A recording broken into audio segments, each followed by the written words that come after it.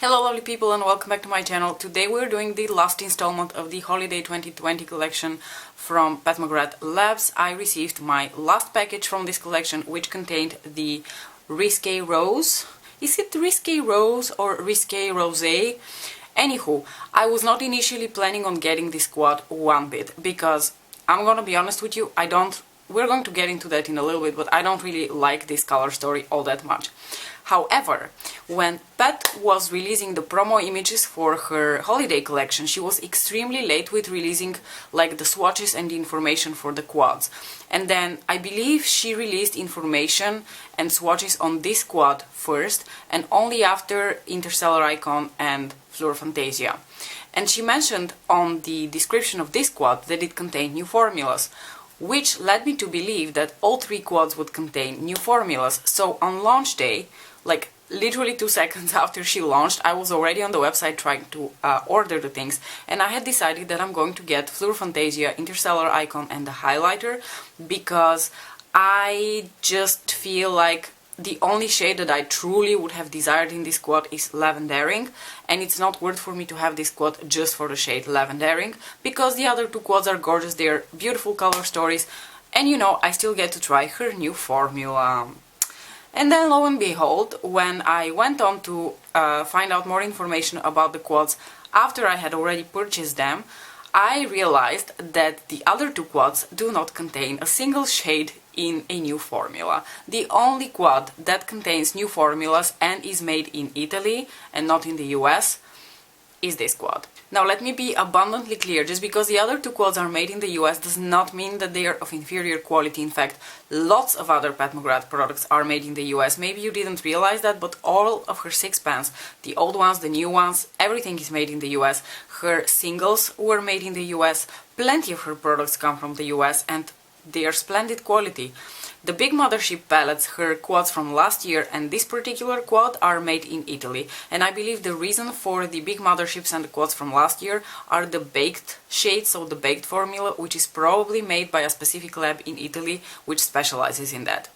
Now, with that being said, I wanted to let you know that according to the website and my understanding, this quad contains not one, not two, but three new formulas.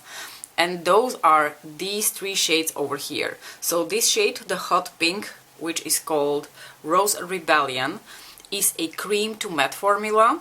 Then we have this new foiled metallic formula on the shade Lavendering. And it was my understanding that this shade here, which is called Life on Mars, has a bit of like that putty formula that is very traditional, for instance, the Super Shock shadows from Colourpop. When I touch this eyeshadow, it does feel very creamy, but I wouldn't really be able to tell that it's a new formula unless I had known that prior to, you know, touching it. So I can't really feel what's new about this formula, but according to the description on the Pat McGrath website, this is also a new formula. The only traditional Pat McGrath formula in this quad is this one, which is just a regular matte eyeshadow. So upon realizing that this is the only quad that contains new formulas, I felt really cheated because I just want to try the new formulas, okay, I'm really curious about it. So a couple of weeks after the original release, she had a sale where I could still get this quad with a 10% off. It's still a bit more expensive than if I would have gotten just like the trio totale or whatever she calls it, so the three quads together with a 10% off on the day of the release. I felt quite cheated that, not knowing this information, I made the wrong choice and I spent a bit more money and I had to wait additionally for this quad. But okay. Now, I wanted to also tell you that I ordered this quad later. It arrived a bit later than the other items that I had bought from this collection, but I have to say the shipping of this was handled a lot better than the other part of the release. So the launch day release was a complete mess, whereas this shipped within a regular time frame, within a few days. It was here within 2 weeks and I had no issues receiving it, because with the other two quads it was a mess. I had to like pay additional import taxes and they had to reimburse me for that. It was really a very infuriating experience.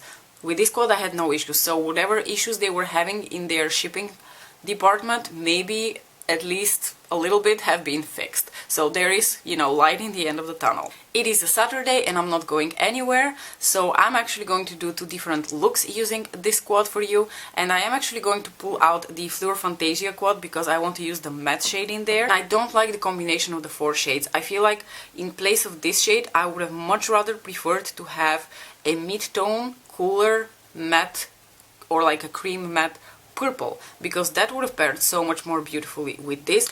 Before we proceed to the looks, I just want to do quick swatches for you so that you can see how these shadows swatch. So here we have the shade Rose Rebellion.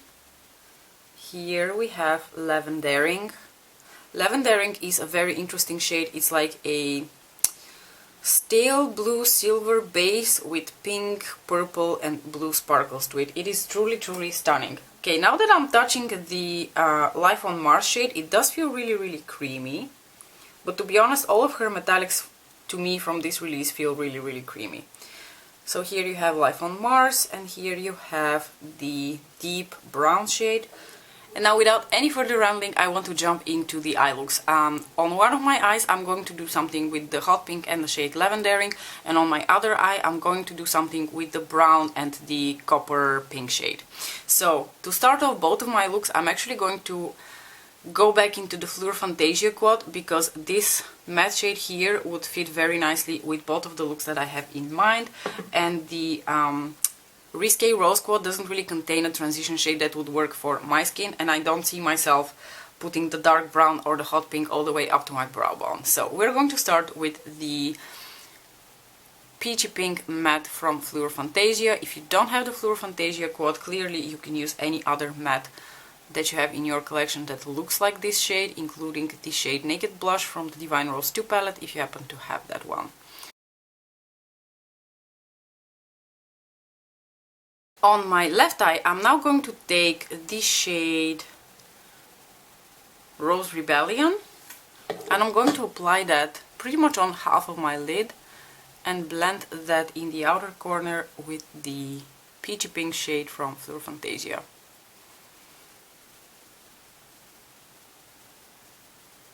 As you can see, it's a very vibrant hot pink, it's very pretty, but like I said, how often do you personally use hot pinks? I don't use hot pinks very often, let me tell you that. Taking my brush on which I had the peachy pink and just going to give everything a nice swirl. Taking a little smudger brush and going to apply the pink shade also on my lower lash line. Last but not least, taking glitter glue and going to apply that all over the part of the lid which is still bare, because I want to apply the shade Lavendering over top of a glitter glue. The moment of truth, taking the shade Lavendering on my finger, and I'm going to press that on the inner half of my lid as well as my inner corners, and going to actually take it a bit over the hot pink shade, because I think it looks really pretty over top of that shade as well. Well, that shade is a freaking glitter ball, it's so pretty. Taking my little smudger brush and applying the shade Lavendering into my inner corner with that brush, because it gives me a bit more precision, and also taking that on the inner part of my lower lash line. The final touch will be just a little bit of tight lining with a dark purple.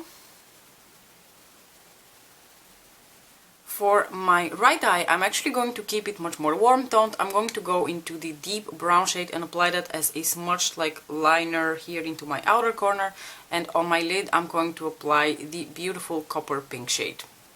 Taking a small pencil brush and going to start building that brown shade very, very carefully, because it is very pigmented. Better take your time, just apply small increments, blend, apply more. I'm going to take that brown also on my lower lash line, just in the outer 1/3, and connect with the upper part of the lid. Taking my blending brush on which I had the peach shade and giving everything a light blend. I'm going to grab my glitter glue again, because I always apply my metallic shades on the lid over a glitter glue. That's just my preferred way. Using the same glitter glue, by the way. This is Firenze Pixie Epoxy. They're probably going to have a Black Friday sale, so I highly recommend, if you are on the lookout for an excellent, affordable and really like good quality glitter glue, to go for Pixie Epoxy. Taking my finger and going into Life on Mars and going to apply that all over my lid.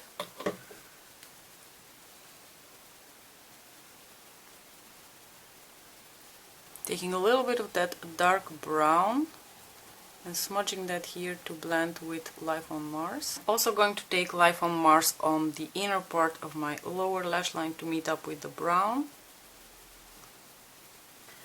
And since I don't really want to put lavendering in my inner corner because it's going to completely change the tone of this look, I'm actually going to go back into the Fleur Fantasia quad and apply this eyeshadow, which is Utopia.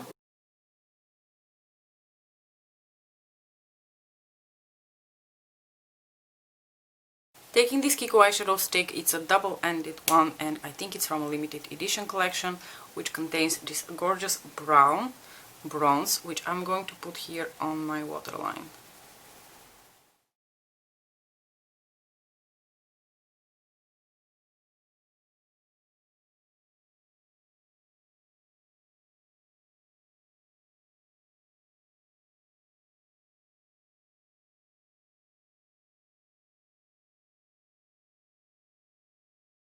And so here we have two very different looks with the Risque Rose quad. On this side you can see it's so much more vibrant, so much more glittery, so much more cooler toned, and on this side I can definitely tell how much more subdued and, you know, office friendly the look turned out. So you definitely do get some versatility when it comes to the outcomes that you can achieve with this quad. I'm not condemning it for that, but I still think that the most special thing in this shade is in this shade. In this quad is the shade Lavendering, because it is just so stunning, so sparkly, so complex, and it will work as a topper shade in so many different ways. You can definitely apply it over top of a bunch of other shades. I think it's going to look beautiful with something that is a little bit more cooler purple. So I'm immediately thinking of one of the baked shades in the Midnight Sun palette, which is a cooler toned purple, and how this shade is going to pair with that particular purple. I can't wait to see that. That being said, I actually really like how this eye turned out, and I can see myself wearing this look on quite a few occasions, even though I'm not a hot pink person. Something I wanted to quickly mention about the texture of the Lavendering shade. As soon as I saw this shade, I was immediately reminded of one of her singles. This is the shade Synthetica, which is one of the most gorgeous purples you have ever seen in your life. And if I'm not mistaken, she currently has these half off because she's discontinuing the whole Idols collection.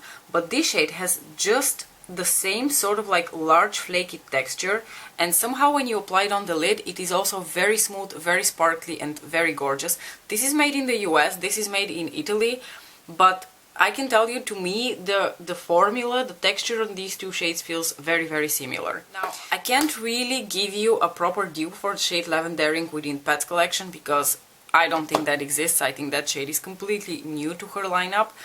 I can give you a not very close but somewhat similar shade, which I found in my collection from Nabla Cosmetics, and this is actually one of their... what are these called? I don't really know how these are called. I want to call them Galaxy Shadows, but I don't think they're called Galaxy Shadows. I think that's the JD Glows. I don't know how these are called, but they're the special super sparkly shades. And the only shade that I could find that maybe comes in the veins of Lavendering is this shade, which is called Selfish. I'm going to swatch it next to Lavendering now just to see how the two compare. Of course, the texture and the formula on Lavendering is completely different, but the Nabla one is also very gorgeous. So if you were lusting after Lavendering, maybe you can snag this shade from Nabla and be perfectly satisfied. So here you have the shade from Nabla, it is a little bit deeper, and here you have the shade from Pat McGrath. So here you have the shade Selfish from Nabla, here you have the shade Lavendering from Pat McGrath. They are different, but the similarity between them is that they have this like sort of grayish base with the pinky magenta sparkle overlay.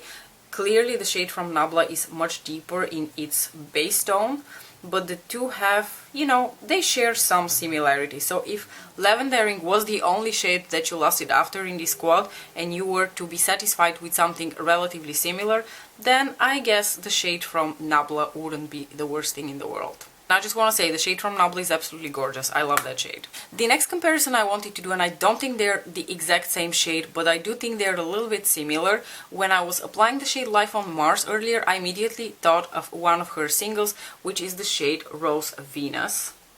So this is the shade Rose Venus, and here you have Life on Mars. I'm going to swatch them side by side. They're, like I said, not exactly the same, but I feel like they're quite similar.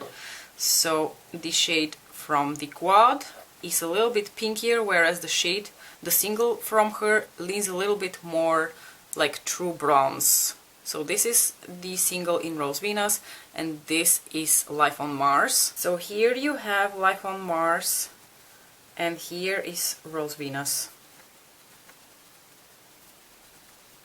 Really, really stunning. I really like the shade Rose Venus, and I feel like if you were to do something like this, a very simple look like this, Rose Venus is going to look just as stunning, and it can easily substitute the shade Life on Mars. Next I want to swatch the two matte shades, the hot pink and the brown, against other shades from Pat McGrath. I know a lot of other people have already done this, but I'm just really curious for myself to see the differences. So one of the shades that I immediately thought of when I saw this quad is the shade Rose Risque, which is part of her La Vie and Rose Mini 6-pan Mothership palettes. I'm not a huge fan of the texture of this shade, it feels a little bit dry to me, but let's compare it to the new shade from the quad. So here you have the shade from the quad, here you have the shade from the La Vie and Rose. The La Vie and Rose is just a tiny bit cooler in tone, but I do think they're very similar nonetheless. So here you have the shade from the quad, and here you have the shade from La Vie and Rose. And like I said, I don't like the texture of the La Vie and Rose shade as much. I like the texture of the cream to matte from the quad much better. And you can see this is much more vibrant, much more saturated, and somehow easier to work with because it has that cream to powder formula. Antipat gave us a lot of hot pinks this year, so let's watch this shade here, which I can't remember the name of, but it is the hot pink shade from the Divine Rose 2 palette. This one has such a beautiful soft texture to it. I really love this shade. If anything, I think from the three hot pinks, in terms of the undertones, the one from Divine Rose 2 is my favorite because it leans a little bit warmer. Yeah. So here you have the shade from the quad, and here you have the shade from the Divine Rose 2 palette. You can see that the shade from Divine Rose 2 has a little bit of warmth and almost like a golden flip to it. So I really like it a little bit better. Again, here we have the shade from the quad, and here we have the shade from Divine Rose 2. The shade from Divine Rose 2 also has a little bit of like a sheen to it, and like I said, almost a warm golden flip to it. So while I really like the texture of the shade from the quad, I like the undertone of the shade from Divine Rose 2 a little bit better. But I think this is really beautiful. It really, like, now that I have swatched it against other shades that are similar but in a matte formula, I can clearly tell the difference in the texture. This shade feels so much more creamy. And last but not least, I would like to compare the shade Mink Noir, the deep brown matte shade, to the deep brown matte shade that we have in the Divine Rose 1 palette, which I can't remember the name of, by the way, so I'm so sorry. Here you have the shade from the quad, here you have the shade from the Divine Rose 1 palette. You can clearly tell that the shade from the quad is so much deeper and like more vibrant and chocolate in tone. So here we have Mink Noir from the new quad, and here we have whatever that shade is called from the Divine Rose 1 palette, and it's swatching like crap. Let me do something about that.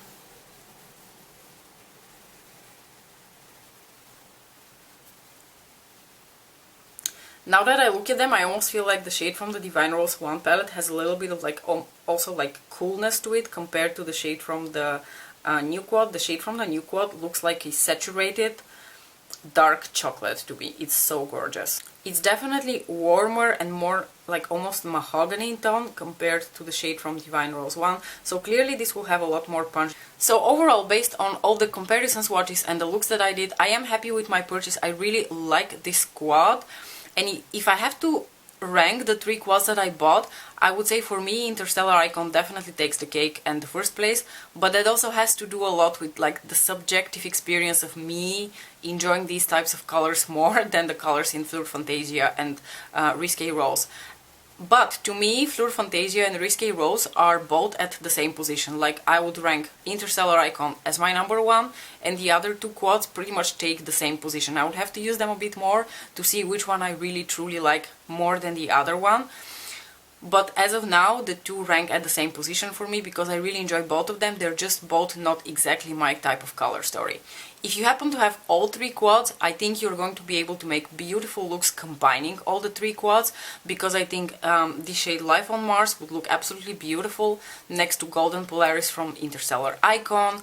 I think the topper shade, the Lavendering shade, is going to look beautiful paired with shades from the Fleur Fantasia quad. So I think there's a lot of mixing and matching you can do between the 3 quads, and you're going to achieve really stunning and different looks. I am going to include all 3 quads in my ranking series. However, I'm going to include them after the Sublime palette, which is my number 1, and I'm going to just include them as like a separate ranking after that, because obviously I could not have included them in my original ranking, but I think it would still be really fun to revisit them in a couple of weeks when I have finished the original ranking, and I'm going to include these 3 at the end as like a little like plugged bonus, and by that time hopefully I will be able to rank them 1, 2, 3. I'm very curious what your thoughts are on the Risque Rose quad. Did it end up being your favorite, or did you end up buying it only for that lavenderic shade? Let me know in the comment section below. As usual, thank you so much for watching. Don't forget to like and subscribe if you would like to see more of my face, and I'll see you in my next video. Bye!